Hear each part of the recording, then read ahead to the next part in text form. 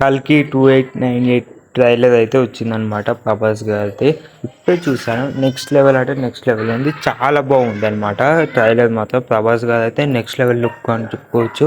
నాకైతే ట్రైలర్ చాలా బాగా నచ్చింది. చాలా అంటే చాలా బాగా నచ్చింది ట్రైలర్ అయితే. నాగశ్విన్ గారు ఏం ప్లాన్ చేస్తారో ఏంటో మనకు తెలియదు, కానీ గ్రాఫిక్ మాత్రం ఫిల్మ్ మేకింగ్ కానీ, సినిమాటోగ్రఫీ కానీ, ఇందులో బ్రహ్మానందం కానీ, మళ్ళీ ఓల్డ్ కామెడీ కానీ చాలా అంటే చాలా బాగుంది. కానీ ఫస్ట్లో ట్రైలర్లో చూశాను కదా ఒక డైలాగు. ఆ డైలాగ్ ఏంటంటే, మీ ప్రపంచంలో ఒకే ఒకటి అంటే వరల్డ్లో ఒకే ఒక నగరం మిగిలి ఉంది, అదే కాశీ అనమాట.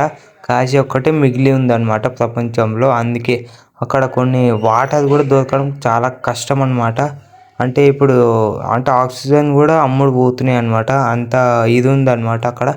అంటే చూపించే ప్లానింగ్ విధానం నెక్స్ట్ లెవెల్ తీసుకెళ్తున్నాడు మన నాగశ్విన్.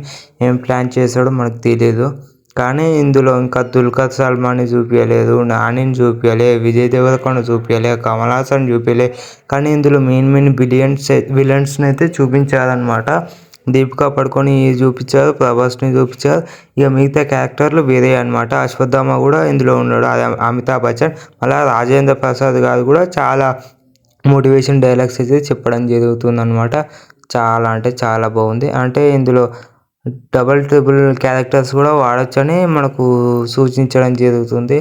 అంటే నాకు అంటే కొన్ని డైలాగ్స్ అయితే చాలా బాగున్నాయి, కానీ ప్రభాస్ గారు అయితే చాలా కోపంతో చూపించడం జరిగింది. మళ్ళా అశ్వత్థామ కొన్ని డైలాగ్స్లు అయితే చాలా బాగున్నాయి. ఆ డైలాగ్స్ వింటేనే నెక్స్ట్ లెవెల్ ఉంటాయి అనమాట. కానీ ఇందులో యూనిట్స్ గురించి కూడా చాలా మాట్లాడుకుంటున్నారు.